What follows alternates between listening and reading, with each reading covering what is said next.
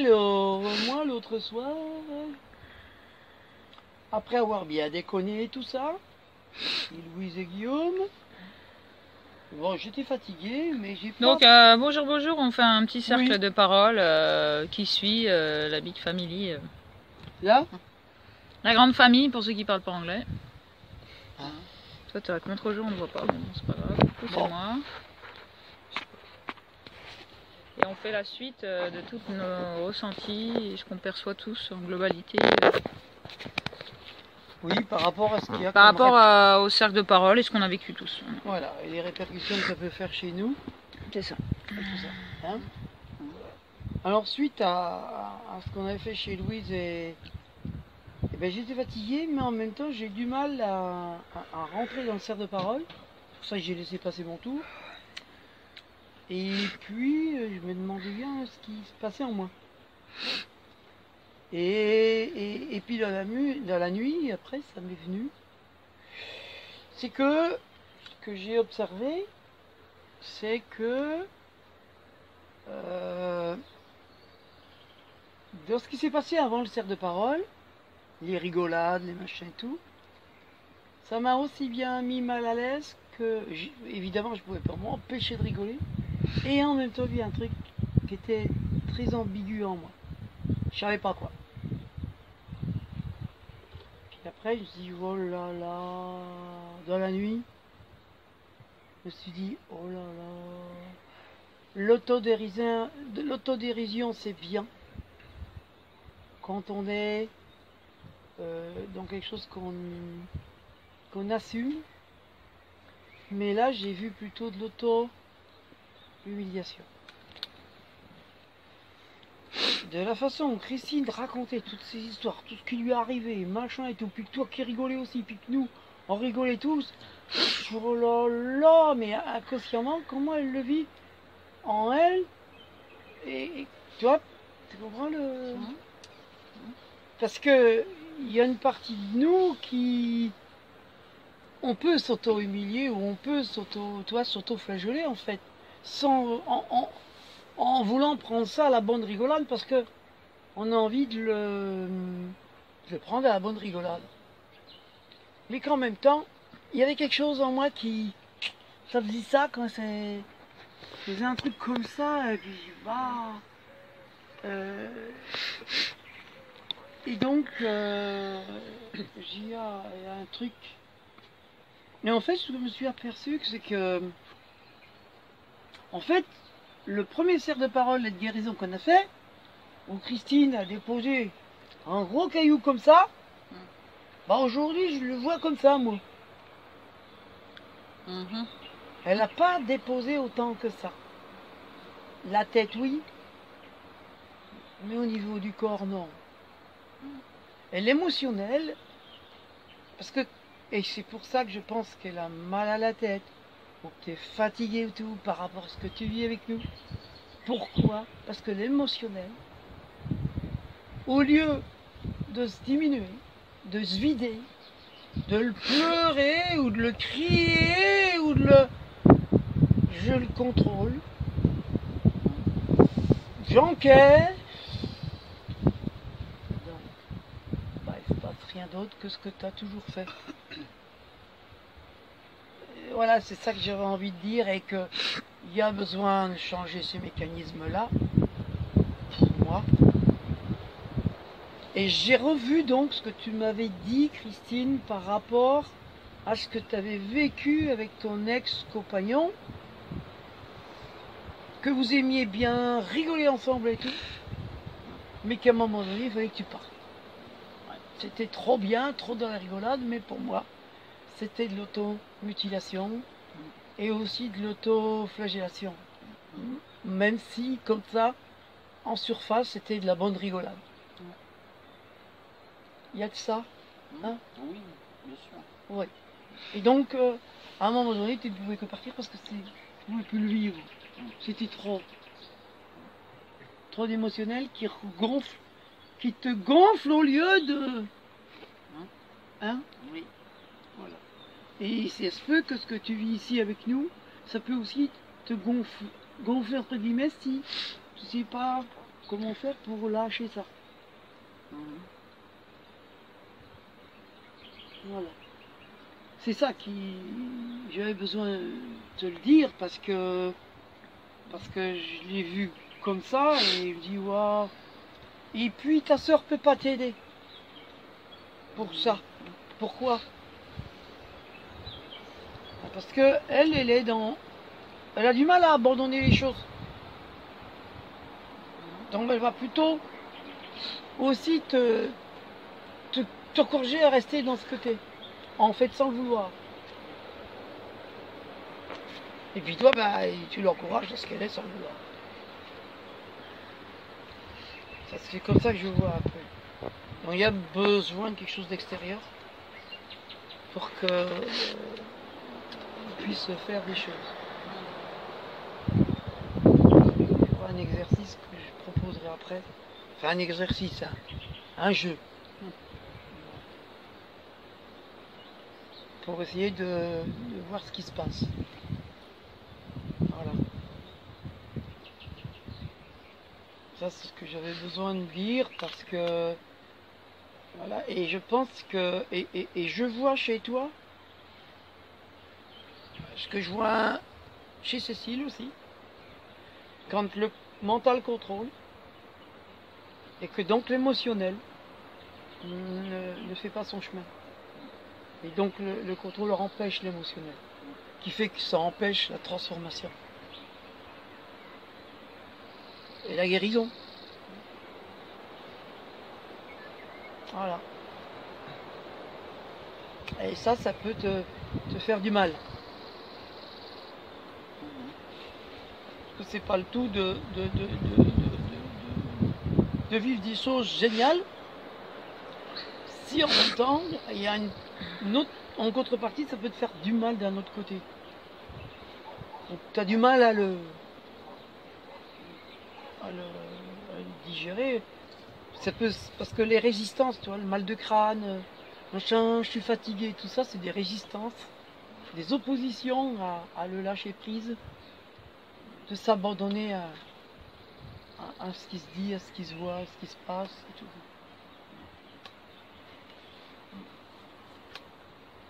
Donc essayer de contacter plus le côté émotionnel, puis de laisser faire ce qui se passe. Les larmes aux yeux, ben oui, j'ai le droit de pleurer, j'ai le droit de vider, j'ai le droit de m'abandonner à un moment où ça vient. Personne ne sera là pour juger, Christine. Pareil, tu vois bien ta sœur, elle le vit un peu plus. Donc voilà, elle n'est pas là, elle l'accompagne justement. Je pense, mais il y a une peur de ça. Le contrôle, perdre le contrôle, ça signifie quoi pour toi? Là, tu me diras après, mais voilà, je te pose la question là, après on va laisser Cécile, mais comme ça tu me répondras. Mais voilà, parce que je pense qu'il y a des choses là qui sont assez fortes. Voilà.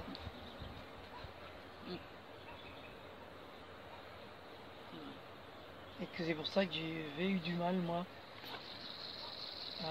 à faire ce genre de parole après. Après, ça a été, mais voilà, j'étais un peu... Voilà. Pour l'instant, voilà. Merci, merci.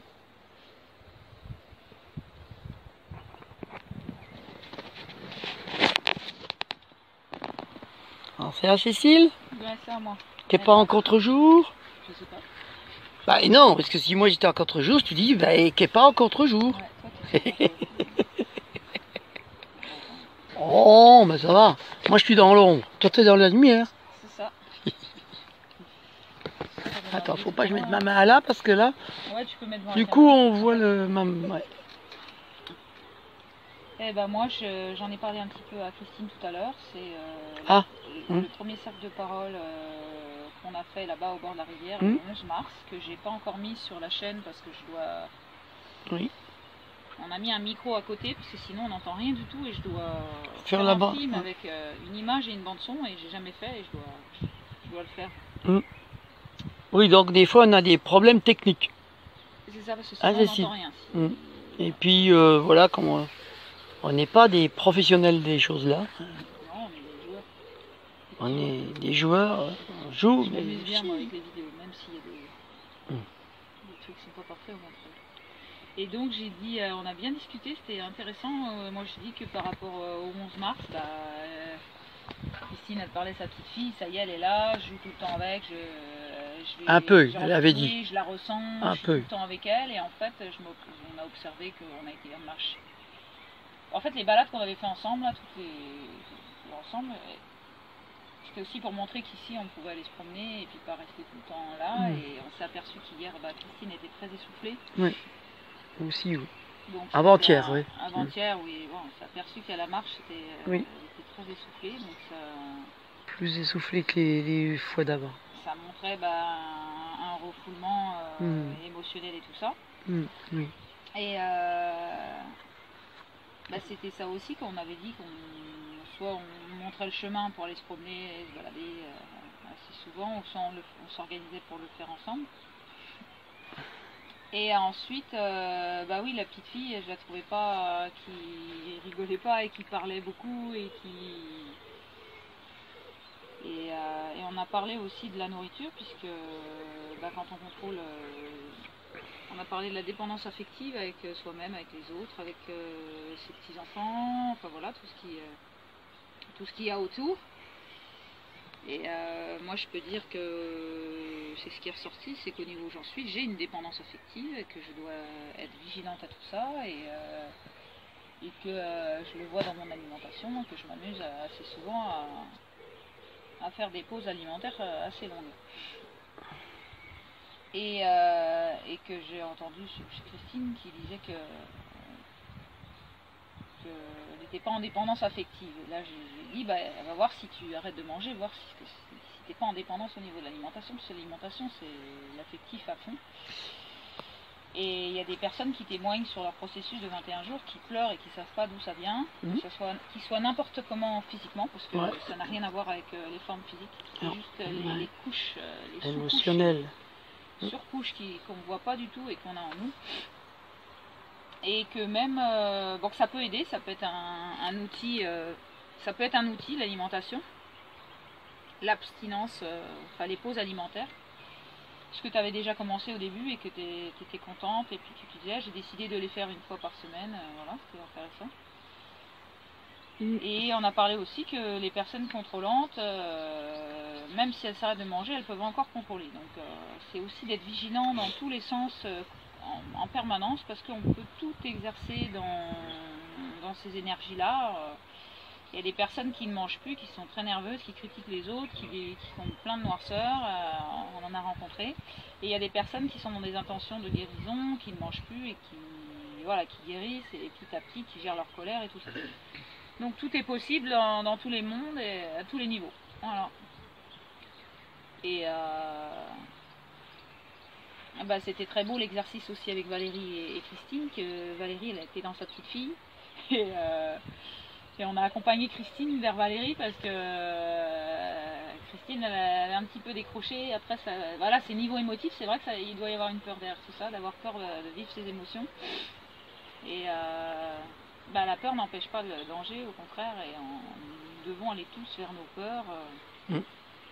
Et on parlait justement des mécanismes de la peur, le mécanisme de manger, le mécanisme de ne pas sortir, d'être essoufflé ou d'aller laisser des petits efforts à se désidentifier au niveau de l'alimentation, au niveau du relationnel, au niveau du corps, arrêter de se juger. C'est une mort à soi pour aller vers ce qu'on ne connaît pas et ça fait un grand vide, c'est vrai, mais c'est sensationnel derrière et c'est des efforts un peu de chaque jour parce que c'est vrai qu'on peut, le mental peut reprendre le truc au quart de tour et on doit jouer avec en permanence et s'amuser parce que c'est des mécanismes très puissants, inconscients, qui reviennent et puis surtout quand on a des surtrahisons, ça revient comme ça, là, hop là, ça s'est glissé et puis hop, ça y est, on est dedans. Donc c'est vigilance à soi, puis c'est génial d'expérimenter et je vous remercie à tous là d'expérimenter ce qu'on expérimente nous dans notre vie depuis pas mal de temps quoi. On est tout le temps dans le jeu et voilà, même si ça revient, ça repart, l'intention elle est toujours là et c'est comme si on devait avoir foi en nous, en notre rêve, quel que soit le chemin en fait, on y est et on y va. Voilà, c'est un peu s'amuser sans se juger. Merci, merci. C'est merci. Tu passes le bâton de parole. C'est ça, je passe à Christine. Mais je vais filmer parce que plus on se rapproche, mieux ça sera pour le son. D'accord. Voilà. Le son, c'est proche, quoi. Ben oui, moi en fait,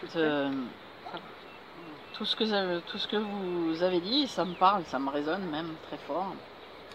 Et bien sûr, j'ai un problème avec la nourriture, c'est un fait.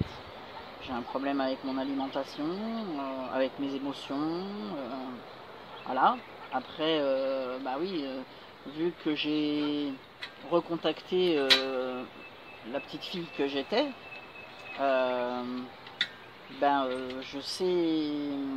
je sais d'où vient le hic, quand a débuté tout ça. Et en fait, c'est vrai qu'il y a des... ça me fait revenir tout un flot de souvenirs depuis très petite. Alors comme on parlait tout à l'heure avec Cécile, on avait parlé un petit peu avant le cercle de parole j'ai pas toujours été dans cette apparence-là. J'ai eu des périodes de ma vie où j'ai, notamment dans les dérèglements hormonaux, c'est-à-dire à l'ado j'étais une boule.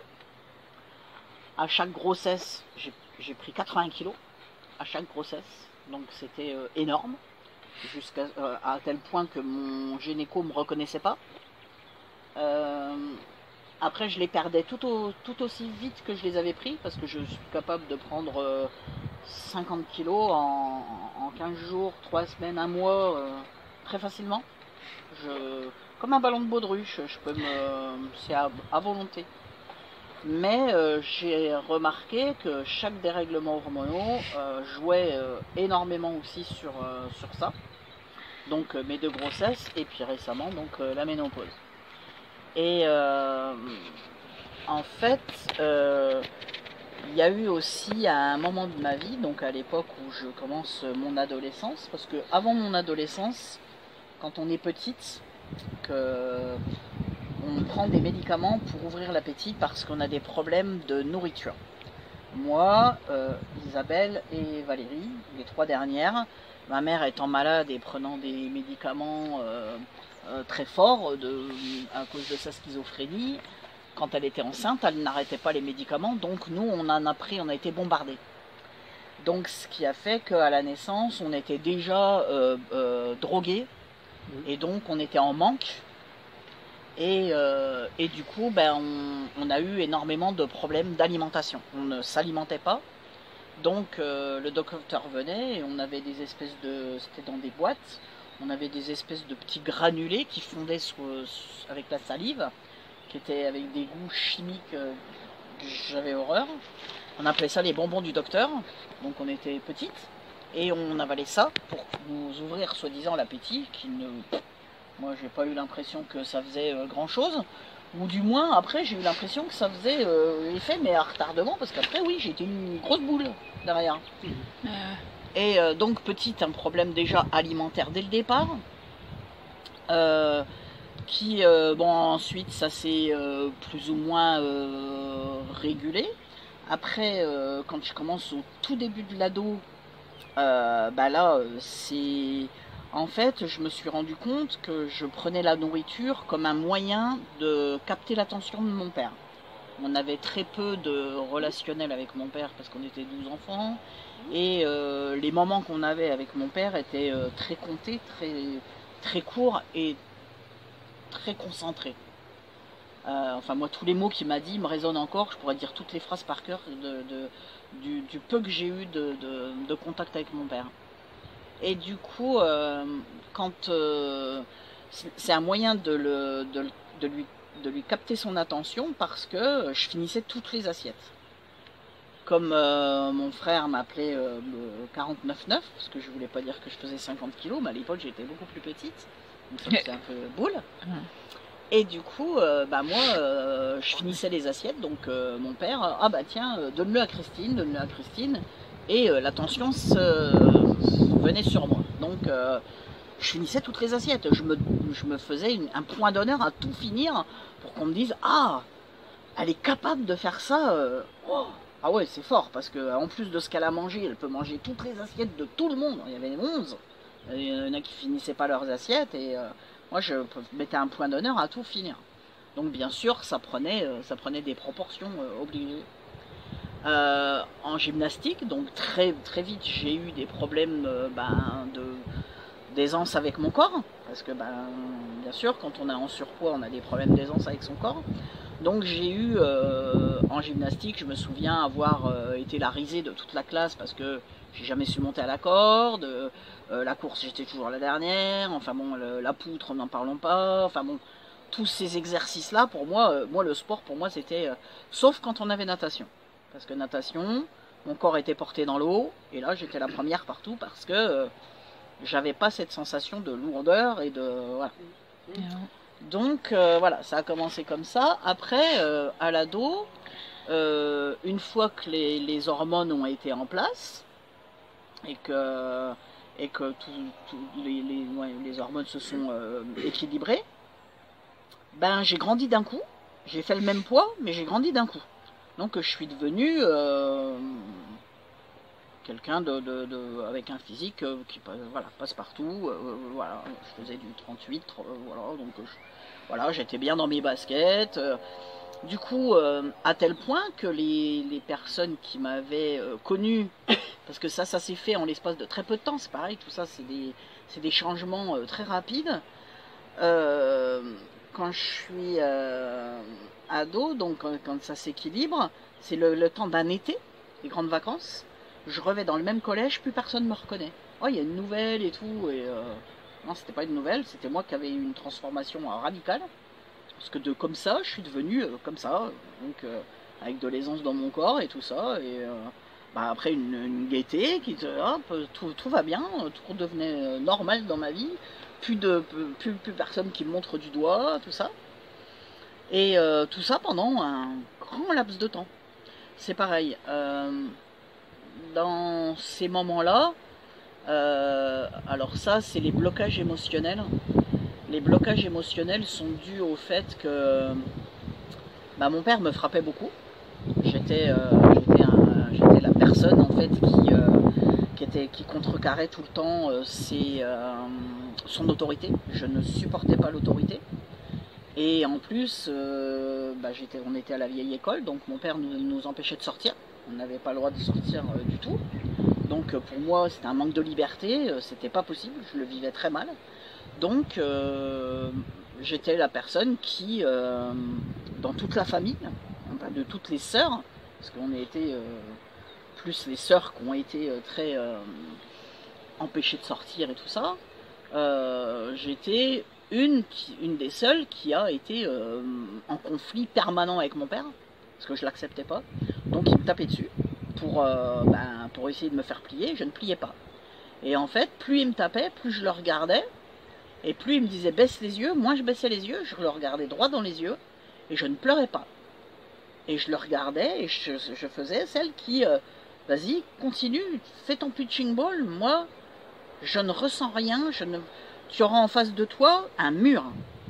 Et je me suis construit ce mur direct, pour ne pas souffrir. T'avais quel âge là? J'ai... quand mon père il commence à me battre. Ouais. Quel âge tu as? Même avant. Même avant, quand on était petite, on prenait toujours c'est à qui? C'est toi, c'est toi. Ça tombait souvent sur moi parce qu'ils savaient que j'avais un caractère qui me laissait pas faire. Donc c'est toi, c'est toi, c'est toi, c'est personne. Allez, bim bam. Et puis voilà, ça tombait toujours plus ou moins sur les mêmes. Hein. Quand tu regardes, il y en a qui ont été beaucoup plus frappés que d'autres. Hein. Je fais partie de celles qui ont été le plus frappées. À quel âge alors ça a commencé? Je sais pas, vers 8 ans. 8 ans 7-8 ans, pardon. Et puis à l'ado, c'est devenu de plus en plus violent. Jusqu'au moment où, comme j'avais pas le droit de sortir, je me suis enfui par la fenêtre. Et puis donc je faisais mes sorties nocturnes en m'évadant comme ça. Jusqu'au moment où mon père s'en est rendu compte. Donc il a bloqué la porte par laquelle je rentrais. Et le matin, quand il est sorti, je suis rentré, et il m'a dit rentre, je vais acheter le pain, toi tu rentres. Donc je suis rentré, je suis monté direct dans la chambre, j'avais pas dormi de la nuit, j'avais pas pu rentrer. Et du coup j'arrive dans la chambre, et là je savais que j'allais prendre une dérouillée, je savais, c'était voilà, c'était obligatoire. Et là en fait j'ai pris la branlée de ma vie, quoi. Je me suis retrouvé à l'hôpital. Avec doigts cassés, voilà, des hématomes partout. J'ai passé par la fenêtre, enfin il m'a mis un coup de poing, j'ai pratiquement traversé la fenêtre, j'ai cassé le carreau, enfin bon, par terre c'était des coups de savate, des coups de pied, des coups de... enfin bref. Et je le regardais toujours et j'étais toujours dans le non tu me fais pas mal, non tu me fais pas, et j'ai pas une larme, rien.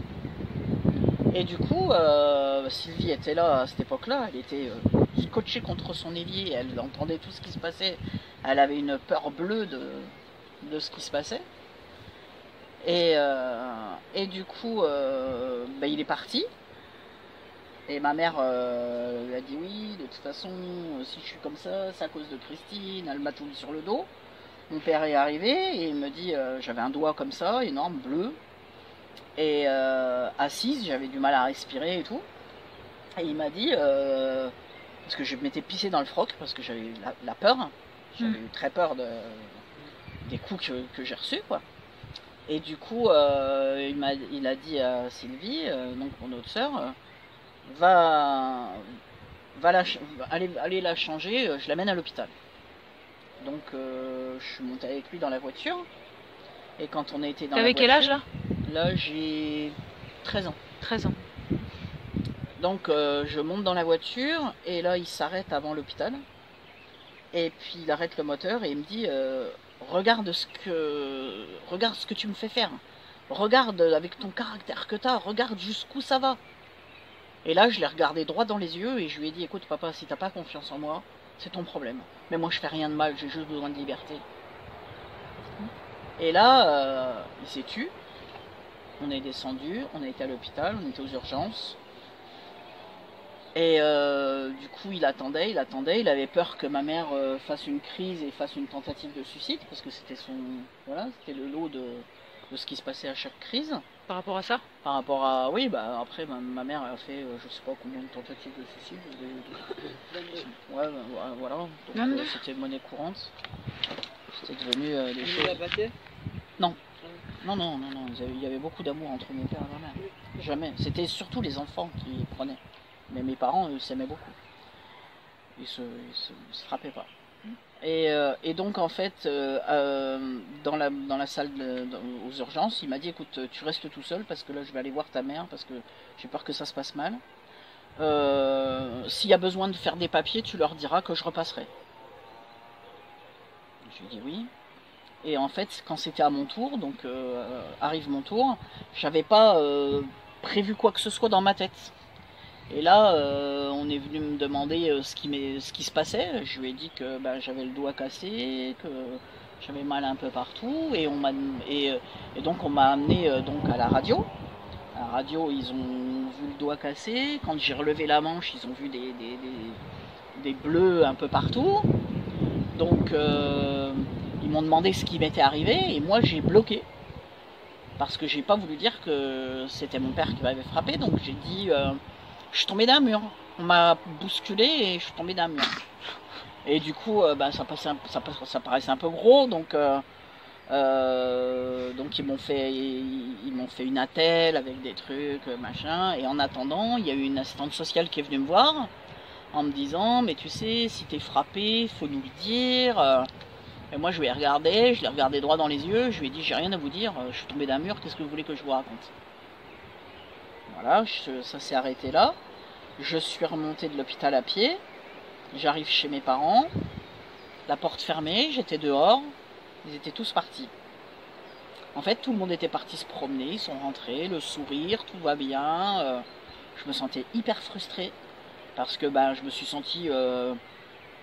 on avait oublié ce qui s'était passé, on l'avait laissé là, et puis voilà quoi, c'était normal. Donc après mon père est venu me voir en me disant Je lui ai dit, bah faut que tu ailles faire les papiers, parce qu'il manquait des papiers. Tu ailles à l'hôpital refaire des papiers. Il me dit, oui, j'irai. Tu leur as dit qu'est-ce qui t'était arrivé? Je lui ai dit, non, je lui ai pas dit. J'ai dit que j'étais tombée d'un mur. Il me dit, pourquoi tu l'as pas dit? Je lui ai dit, parce que ça les regarde pas. Et il est parti. Et du coup, ça a été le blocage de mes émotions de cette époque. Donc moi, je mettais un point d'honneur à jamais pleurer, même quand j'avais mal, même quand on me faisait les pires douleurs, les pires coups, tout ce qu'on veut, je ne pliais pas et je montrais le fait que j'avais pas mal. Tu pouvais frapper, vas-y, frappe, pas de réaction derrière. Donc après, voilà, ça a été ça le blocage des émotions qui ont perduré. Et maintenant, il est vrai que mes enfants, dans leur vie, s'ils m'ont vu pleurer 2 fois, voilà. Je pense que Valérie, t'as pas dû me voir pleurer non plus très très souvent. C'est quelque chose que je fais, mais je le cache. Je me cache pour pleurer parce que pour moi c'est honteux. Ça veut dire ma vulnérabilité et je ne veux pas montrer aucune vulnérabilité. Pour moi, c'est quelque chose qu'on ne montre pas devant les autres. Ça ne regarde pas les autres, c'est moi et moi-même, c'est moi avec moi. Donc je le fais très rarement devant les autres. Je suis quelqu'un qui s'est construit une carapace parce que sinon, à l'intérieur, c'est trop vulnérable. Donc voilà, donc ça, j'ai du mal à le montrer, j'ai du mal à le sortir. Après, je le sors, mais seul. Et après, au niveau de la nourriture, quand j'étais enceinte, après je l'ai bien vécu quand j'étais enceinte parce que j'étais très épanouie. J'étais avec quelqu'un qui avait beaucoup d'attention pendant que j'étais enceinte. Enfin, tout est relatif. Il y avait de l'attention parce que c'était quelqu'un qui était cancer, donc il était voilà, on allait former une famille, donc c'était quelqu'un qui était très et en même temps c'était quelqu'un qui me frappait énormément parce que ayant été frappé par mon père, pour moi plus il me frappait plus il m'aimait. J'avais aucun amour à côté. J'ai confondu coup et amour. Donc après avec tous les hommes que j'ai eus, c'était des coups, des coups, des coups. Et plus tu m'en donnes, plus tu m'aimes. Je savais très bien faire sortir la violence chez les partenaires que j'avais, c'était quelque chose qui était très facile pour moi. Donc je me prenais des coups, j'avais des bleus comme ça, voilà. Et pour moi c'était des preuves d'amour. Jusqu'à 40 ans. À 40 ans, je me suis réveillée et j'ai réalisé que l'amour c'était pas ça. Et là, ça a été une révélation. J'ai été étonné qu'on puisse aimer une personne sans lui asséner des coups physiques. Et puis c'était aussi beaucoup psychologique, parce que j'ai eu des tortures psychologiques aussi. Et avec donc le père de mes enfants, c'est pareil, j'ai été dans une violence inouïe pendant 19 ans de ma vie. Ça ne s'est jamais arrêté. J'avais des périodes comme ça et des périodes comme ça, mais j'ai été frappé pendant 19 ans pratiquement régulièrement. Pareil, jusqu'au jour où j'ai failli perdre un œil. J'ai eu une cicatrice ici, là, il m'a mis un coup de pied avec des pompes de sécurité en plein visage. Et du coup, je tenais un plat et le plat il s'est cassé, et il m'a ouvert tout le coin de l'œil. J'ai pissé le sang, je suis allé aux urgences et on m'a recousu. J'ai eu 8 points internes et 7 points externes. Et la personne qui m'a recousu m'a dit à 1 mm près, vous perdiez la vue. Ça m'a fait réaliser, là j'arrivais à un point où je me suis dit la prochaine étape c'est quoi? C'est je reste et je m'en sors plus. J'ai eu des étranglements au point d'avoir tous les vaisseaux de la tête qui pètent. J'ai eu j'ai eu des violences. J'ai été aussi à l'époque, parce que j'étais tout le temps dans la violence, j'ai été témoin d'un meurtre d'un gars qui s'est pris une balle en pleine tête devant mes yeux. Et donc j'ai été traumatisé pendant une semaine où j'ai été zombie. Je me lavais plus, ma fille, je la calculais même pas, je savais pas ce qu'il fallait que je fasse. On me disait les choses que j'avais à faire. Et il y a une personne qui m'a dit, bah tu vois, maintenant toi t'es un soldat. Toi t'as vu ce que les soldats peuvent voir. Donc voilà, ça a été, j'ai expérimenté la violence jusqu'au bout. Je pense jusqu'au bout de ce qu'on peut supporter. Et après, quand j'ai réalisé que j'avais failli perdre un œil, je me suis dit il faut absolument que je m'extirpe de là, parce que après c'est là, je vais y laisser ma peau quoi. Je vais rester là un jour sur le carreau et puis je me relèverai jamais. Donc j'ai décidé de prendre du recul, mais la personne avec qui j'étais, donc le père de mes enfants, ne voulait pas me laisser partir. C'était du chantage en me disant de toute façon tu vois plus ta famille. J'étais séparé de ma famille depuis plus de 14 ans. Je voyais plus mes frères et sœurs, plus personne. Et il me disait de toute façon je vais te crever, tu pourras, de toute façon personne viendra voir si tu es encore vivante ou morte, puisque de toute façon tu vois plus personne, donc tu manqueras à personne. Donc si tu t'en vas, je serai toujours là, je te retrouverai n'importe où tu es. Jusqu'au jour où toutes ces paroles n'ont plus d'effet sur moi, ça a glissé sur moi. Je n'avais plus la peur dans les yeux, plus rien. C'était devenu quelque chose de tellement courant que j'ai arrêté d'avoir peur. Et je lui ai dit, vas-y, fais-le. Tu as des paroles, vas-y, fais-le, j'attends. Je suis prête à, vas-y, si je dois mourir maintenant, aujourd'hui, vas-y, fais-le. Je suis prête. Et là, ça l'a complètement désarmé, parce que là, il a pu ressentir il avait plus d'emprise sur moi, psychologique ni physique. Donc, je lui ai demandé de partir. Il a mis 6 mois. C'est avec l'aide d'un de ses amis que j'ai réussi à le faire partir. Sinon, je ne sais pas comment je m'en serais défait. C'est un de ses amis qui le connaissait bien et qui un jour est venu me voir et m'a dit ça va Christine, je lui ai dit ça va pas du tout. Je parlais jamais de ma vie privée à personne. Jamais, ça c'est pareil. Dans le blocage des émotions, dans le blocage de tout ce que je vivais, ça m'appartenait à moi, je le partageais avec personne. Il n'y a que vraiment des personnes très très très proches qui étaient au courant, mais très peu. Et du coup, j'ai été le voir, je lui ai dit non, ça va pas du tout. Il m'a dit qu'est-ce qu'il y a, j'ai dit écoute, il me frappe et là j'en ai marre et il faut qu'il s'en aille. Et il m'a dit Christine, je vais t'aider, t'inquiète, il va partir. Ils sont partis tous les deux, je sais pas ce qui s'est passé, je sais pas ce qu'il lui a dit, mais il a été très convaincant parce que quand il est revenu, il m'a dit on se sépare.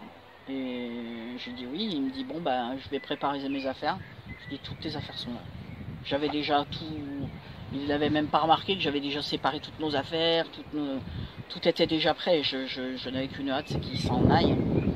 Et donc il est parti. Et après pendant 1 an, je suis restée enfermée chez moi à tricoter. J'ai fait des pulls pour tout le monde, des écharpes, des bonnets, des machins, tout ce qu'on veut. J'ai tricoté ma vie en fait, parce que j'étais tellement brisée, je savais pas qui j'étais. Je pensais que j'étais incapable de me faire des amis, je pensais que j'étais incapable de travailler, je pensais que j'étais incapable de rien. Tellement il m'avait descendu psychologiquement, que j'ai mis 1 an pour me reconstruire. Et pendant ces 1 an, j'ai tricoté ma vie, quoi, parce que je la vivais pas. Et c'est un jour une personne qui est venue me voir. C'était la mère d'un des copains de ma fille de collège, qui est venue me voir parce qu'elle voulait qu'on aille marcher au bord du canal. Et elle m'a vu avec tous mes tricots, et à chaque fois que j'arrivais, elle me voyait tous les tricots, puis elle me dit tu sors jamais, on te voit jamais dans le village. Je dis non, je sors pas. Et elle me dit tu sais, quand je te vois avec tes tricots, j'ai l'impression que tu tricotes ta vie. Tu fais rien de ta vie, tu tricotes et c'est tout ce que tu fais. Et je lui ai dit ouais c'est vrai. Et là, prise de conscience, je lui ai dit c'est vrai. Et là j'ai commencé à ressortir, et là je me suis rendu compte, oui, je pouvais me faire des amis, oui, il y a des choses qui se passaient, j'ai trouvé du travail, j'ai racheté une voiture, bref, je me suis sortie toute seule voilà, de mon marasme, de ma reconstruction, parce qu'il m'a fallu un an pour me reconstruire. Et donc j'avais les 2 enfants à l'époque à la maison. Ma fille qui était ado, elle qui a fait toutes les conneries du monde parce que elle a vu la violence qui se passait, la séparation en pleine adolescence, bon, des choses qu'elle n'aurait pas dû voir. Après, quand il me frappait, c'était très rarement devant les enfants. Donc les enfants ils ont vu certaines scènes, mais la dernière scène, après, si, c'est mon fils qui a été témoin. Lui, il avait 7 ans. Lui, il a été témoin quand j'ai pissé le sang, que j'ai failli perdre un œil, que j'ai été aux urgences. Là, il était là. Et donc, c'est là que j'ai compris que là, ça prenait des proportions trop. Devant les enfants, je pouvais pas l'assumer. Il a jamais frappé les enfants. Jamais, jamais, jamais, jamais. Les enfants, c'était quelque chose de ça. Puis, il n'aurait pas fallu qu'il y touche, parce que je pense que ça aurait fait bondir en moi quelque chose. Voilà. Donc ça, il a jamais été jusque-là. Et du coup, voilà. Donc pendant un an, je me suis reconstruit. Et en fait, c'est là que j'ai réalisé que c'est pas dans la violence que les sentiments amoureux ou l'amour se vivaient. Donc là, j'ai commencé à découvrir la douceur. Au début, c'était fallait pas me toucher parce que c'était épidermique. Hein. Je supportais pas le moindre. D'ailleurs, je suis encore très peu tactile. J'ai beaucoup de mal. Voilà, j'ai encore beaucoup de mal avec ça parce que je l'ai découvert très très très très tard. Et en fait, voilà cette carapace, voilà pourquoi ces blocages émotionnels, voilà pourquoi cette compensation dans la nourriture. C'est pareil, récemment j'ai entendu quelqu'un dire oui, mais parce que je disais ouais, il y a quelqu'un qui lui dit finis ton assiette, et il lui a dit moi mon corps c'est pas une poubelle. Ça m'a résonné en me disant ouais, je comprends bien ce qu'il veut dire. Je comprends bien la poubelle du corps, ce que ça peut représenter. C'est exactement ce que je fais subir à mon corps. Je suis complètement consciente de ce que je vis. J'ai de l'autodérision parce que je suis consciente de ce que je vis. Et il y a des fois, j'ai le recul nécessaire sur je dis pas que je l'ai tout le temps, mais dans les moments où j'ai le recul nécessaire, je peux avoir beaucoup d'autodérision parce que je suis en regard de moi-même, et là je le prends moins pour moi personnellement. Après les attaques, j'ai tellement eu de couches de cuirasse pour me protéger que il n'y a pas grand chose qui m'atteint. Et c'est vrai que pour faire sortir tout ça, je pense que c'est pas, voilà, c'est des murs, c'est même des forteresses, quoi. Hein. C'est des choses qui sont là depuis très très très très très longtemps et qui ont été construits pierre à pierre et qui m'ont fait que même si ça m'a atteint, je le sais au plus profond de moi-même, le laisser voir, c'est laisser voir ma vulnérabilité, et ça je laisse à personne le fait de pouvoir voir ma vulnérabilité. Pour moi c'est impossible. Je peux pas dévoiler ma vulnérabilité comme ça. Ça voudrait dire que tout ce que j'ai vécu et tout ce que la carapace que je me suis construit n'aurait servi à rien. Quel gâchis, quoi. Ah ouais. Non mais c'est voilà, pour moi ça serait oui, voilà, j'aurais fait tout ça pour rien et qui n'aurait mené à rien. Donc je reste encore très ouais, je laisse encore tout à l'intérieur, et je sors très rarement, très très rarement mes émotions. Quand on a été la dernière fois au bord de la rivière, c'est parce que j'ai revécu vraiment des scènes très violentes aussi, hein, dans un autre registre, mais très violentes aussi, que mon frère m'a fait subir. Mais Voilà, après, toute cette violence, tout ça, après je m'en suis sortie, parce que maintenant je n'attire plus des personnes violentes. Hein. C'est fini, hein. Ou de moins dans un autre registre. C'est plus du tout physique. Le physique, ça y est. Et en plus, c'est le genre de personne que je peux repérer à 10 km à la ronde. Quelqu'un qui frappe, je le vois tout de suite.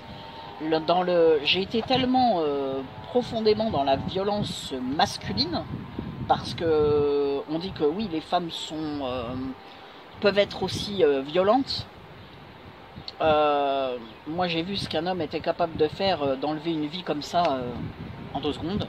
Moi qui ai donné la vie 2 fois, avec la souffrance que ça peut représenter, je me dis qu'une femme, pour enlever la vie comme ça, faut qu'il y ait un sacré déséquilibre dans son féminin, quoi.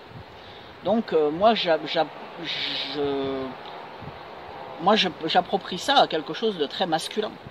Parce que, oui, dans la violence masculine, oui, j'ai été très très loin dans ces expériences-là. Et donc, du coup, j'ai un peu de mal avec le masculin, mais je ne côtoie plus de personnes qui sont, d'hommes du moins, violents. Qui me touchent maintenant, ça serait impossible. Je ne pourrais plus le supporter. Plus personne ne lèvera plus jamais la main sur moi. Du moins dans ma vie privée. Après, des personnes extérieures, bon, après ça n'est pas trop arrivé, parce que je pense que c'est quelque chose, j'attire plus ça, je pense. Maintenant, le côté psychologique, humiliation, oui, encore. J'arrive quand même à discerner maintenant beaucoup plus facilement les personnes qui me touchent dans mon humiliation. Ça, je le décerne assez bien. Maintenant, j'en souffre beaucoup moins qu'avant. Il y a eu quand même du chemin qui a été parcouru à ce niveau-là, parce que il y a des choses qui me touchent beaucoup moins. Après, je dis pas que je suis guéri, loin de là. Mais dans l'humiliation, il y a quand même beaucoup de choses qui me touchent beaucoup moins qu'avant. Je suis moins dans cette blessure. Ça m'atteint moins profondément. Alors après, peut-être que je le cache aussi derrière la cuirasse que j'ai mis, ou je compense dans la nourriture. Hein. Je pense qu'il y a certainement une cause à effet dans cette dynamique. Hein. Mais bon, voilà ce que ça a touché quand vous m'avez parlé de nourriture, d'autodérision et d'émotions qui ne sortent pas. Voilà pourquoi. Donc je sais très bien où j'en suis à ce niveau-là et ce qui se passe à ce niveau-là pour moi, quoi. Je sais d'où ça vient. Voilà. Et voilà. Merci de ton témoignage. Voilà, rien d'autre à dire. Je peux passer le bâton. Merci. Merci. À vous.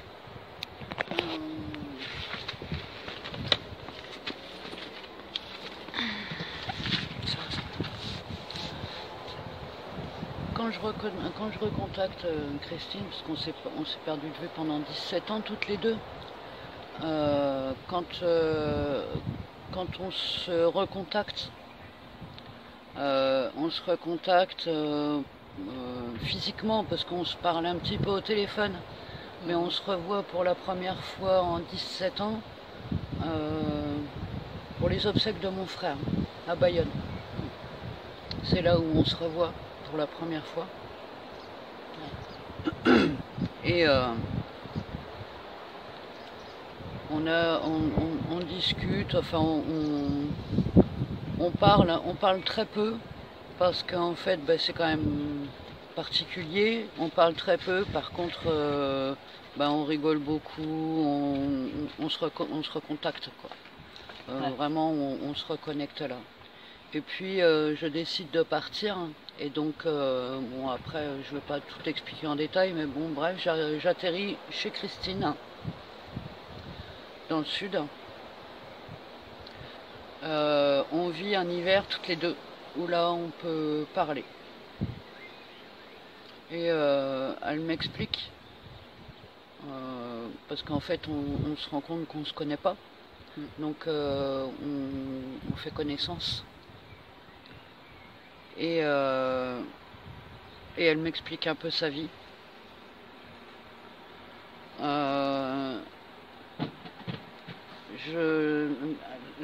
Ce qu'elle me dit, moi ça me fait pleurer.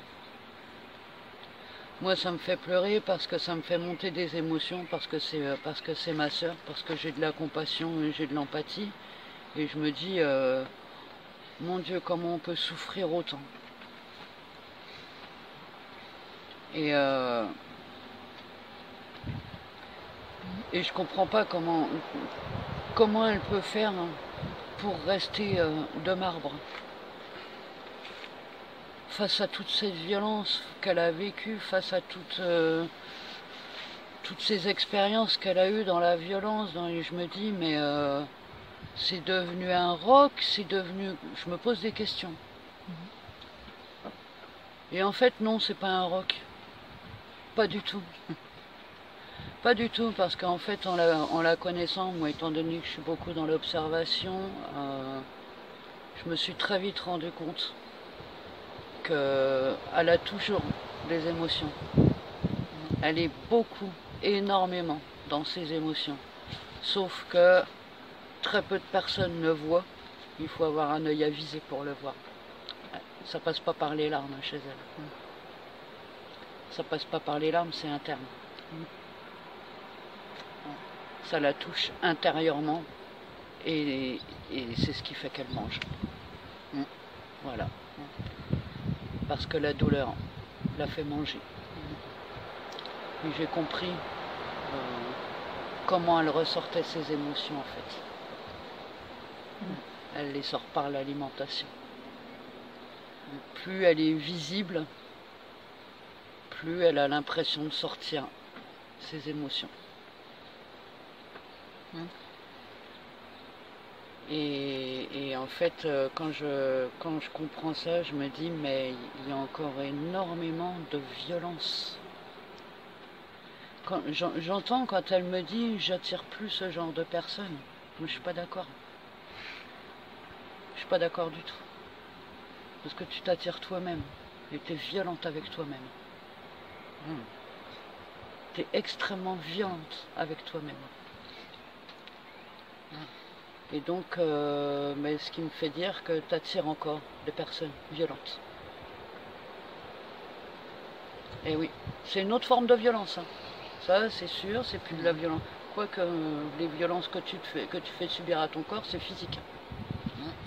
Voilà. Donc, t'en es encore là. Donc, ça serait bien que de lâcher tout ça. De faire sortir toute cette violence et puis de faire jaillir un peu l'émotionnel et puis lâcher, je vais te dire, c'est pas quelque chose. Regarde, moi quand tu me vois pleurer pourtant, tu vois les gens pleurer, ils ont pas moins mal. Non. On est d'accord, on leur fait pas plus de mal. Ah oui, mais moi je peux pas. Donc voilà, c'est bon après. J'espère de tout cœur, en tout cas, que tu arriveras à sortir ces émotions et que tu arriveras à te faire confiance au point de les sortir. À t'aimer assez pour pouvoir accueillir, pour pouvoir les faire sortir. Donc voilà, c'est tout ce que j'avais à dire. Merci. Ta parole. Tu veux tenir? Ça te va si tu peux le tenir? Oui. Merci pour ce que vous avez dit depuis le début. C'est vrai que je ne savais pas du tout en fait cette histoire, l'histoire avec laquelle tu as grandi et à laquelle tu t'es identifié et tu t'es forgé sur cette histoire-là. Donc il y a plein de choses qui arrivent, donc je vais te dire ce qui sort. Et je vais sûrement oublier, mais ce sera pas grave si je dis pas certaines choses. Parce que dans tous les cas, ça sortira quelque chose.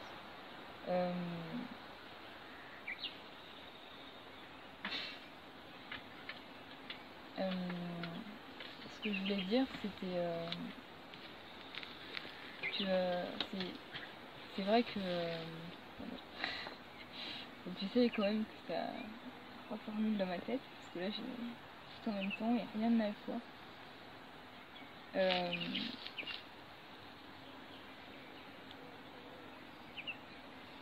T'as le droit d'être ému. Hein. Oui.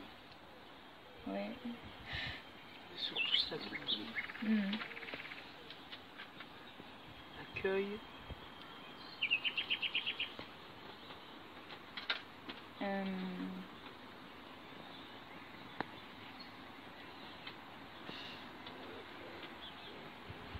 La façon dont tu as expliqué tout ça, je trouvais que ça montrait totalement... en fait, quand tu expliquais ton histoire, j'avais l'impression que tu avais ton père en face des yeux. Que tu voulais, pareil, montrer que ça ne te touchait pas. Encore ce truc de non, ça ne me touche pas. Et comme tu l'as dit à la toute fin, tu as dit de toute façon, pour moi, si j'ai construit tout ce château, faut que tout ce château reste, parce que sinon ça aura servi à rien. Donc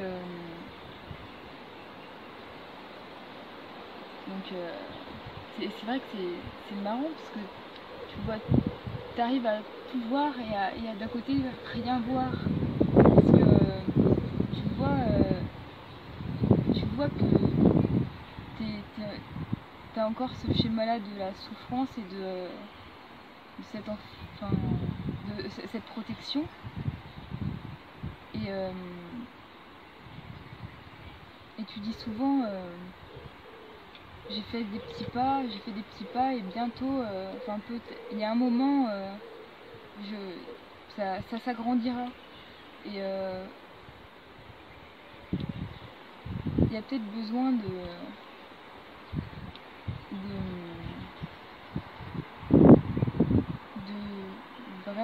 tout lâcher prise et de plus donner ce temps-là, plus voir les petites victoires et ni voir les défaites, plus identifier rien et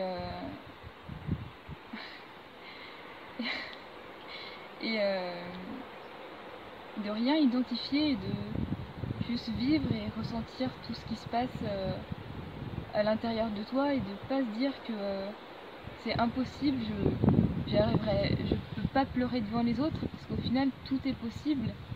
Et même quand tu dis j'attire plus des personnes masculines violentes, c'est aussi j'ai l'impression que c'est aussi un contrôle. Et bien sûr, je te crois totalement que tu arrives à repérer les personnes qui sont violentes, mais c'est aussi un contrôle. Et par exemple, juste imagine-toi que c'est possible, qu'il y a vraiment un homme violent devant toi qui veut te frapper, et quelle est ta réaction aujourd'hui face à ça? Si un homme vient te frapper comme d'autres l'ont fait, imagine-toi que c'est possible, et qu'est-ce que vraiment tu fais? Il y a une surprise qui arriverait,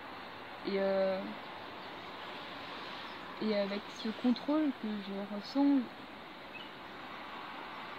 du coup j'associerais la surprise, l'ouverture de la surprise d'une guérison, comme on avait déjà dit une autre fois, que la guérison elle peut venir par surprise, elle peut venir comme avec les frères qui t'ont aidé à guérir ce que tu avais. Donc voir le château, mais voir que aussi il suffit de faire ça, un château de Capla, il suffit de faire ça pour que tout s'écroule, et pas de le voir comme toujours solide, et pas non plus voir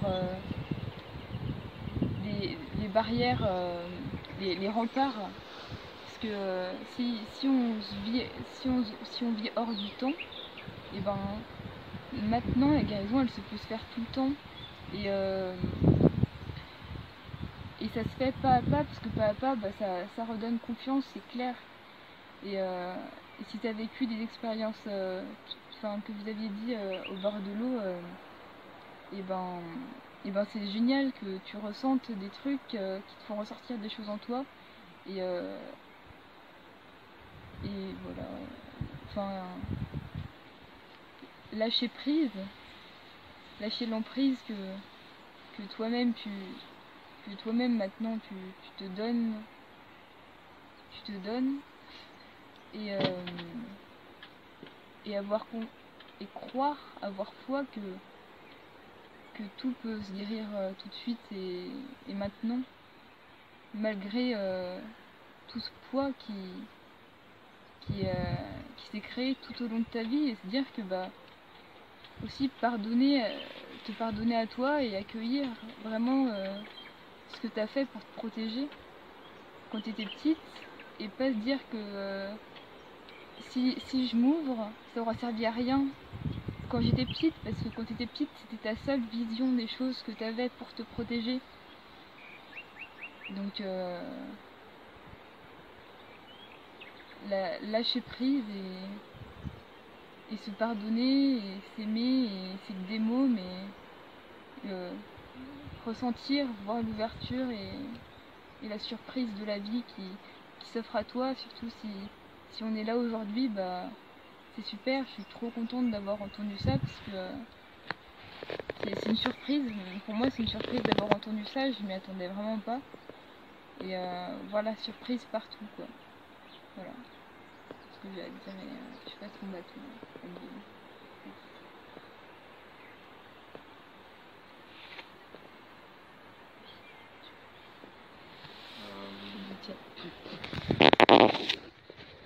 Moi je vais expliquer un petit peu mon ressenti. Donc mon ressenti il est un peu sous la même intention que Louise, mais sous une forme, un aspect différent en fait. Parce que ce qu'elle a dit, c'est un peu mon ressenti que j'avais vis-à-vis de comment, quand toi tu parlais, on a ressenti la même chose, et enfin, voilà. Et quand tu expliques ton histoire, moi ce que je ressens, c'est que tu vas pouvoir beaucoup en parler. Je trouve ça, pour moi il y a beaucoup d'informations, et ça me fait un ressenti assez spécial, parce que c'est comme si en même temps, il y a des moments j'entrevois beaucoup de choses en toi, par rapport à des ouvertures, mais je sens la fermeture dans toutes tes informations en fait, que tu vois, que tu crois voir de toi. Tu crois voir trop de choses, je pense. Je sais pas comment expliquer. Faut revenir pour moi à une simplicité de compréhension en soi. Je vois tout ce que tu veux dire par rapport à tout ce que tu as expliqué, par rapport à tes blessures, tout ça. Et oui, donc ça rejoint Louise par rapport à vraiment entrevoir la possibilité d'une guérison spontanée, quoi. Et parce que là, je sais pas si tu t'en rends compte quand tu le parles, mais tu crées vraiment le blocage dans l'instant où tu expliques tout ça, quoi. C'est vraiment ce que je sens, quoi. Je sens un blocage qui se fait naître quand on parle de tout ça. Et quand t'expliquais tout à l'heure, comment dire, quand tu expliquais tout à l'heure que ça y est, ça ne me touche plus. Tu vois, il y a des choses qui ne me touchent plus. Mais au final, la guérison, elle va pas se faire parce que là, tu reportes ta force que tu voulais créer avant, comme quand tu regardais ton père dans les yeux en lui disant ça, tu vois. Tu reportes cette force dans comment dire, dans le fait que ça te touche plus, qu'il y ait des choses qui te touchent plus. Mais laisse-toi toucher par toi. Laisse-toi envahir. Tu vois, juste se laisser envahir par ce qui peut nous toucher. Et c'est comme ça que tu crées ce blocage, en disant ça me touche plus. Voilà, ça. Mais accepte volontairement que quelque chose te fasse vraiment du mal, et plonge dans cette émotion, tu vois.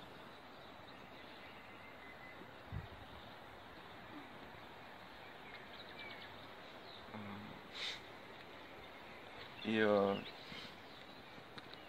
comment dire? Parce que ouais, il y a vraiment, j'ai ressenti beaucoup de choses. J'ai,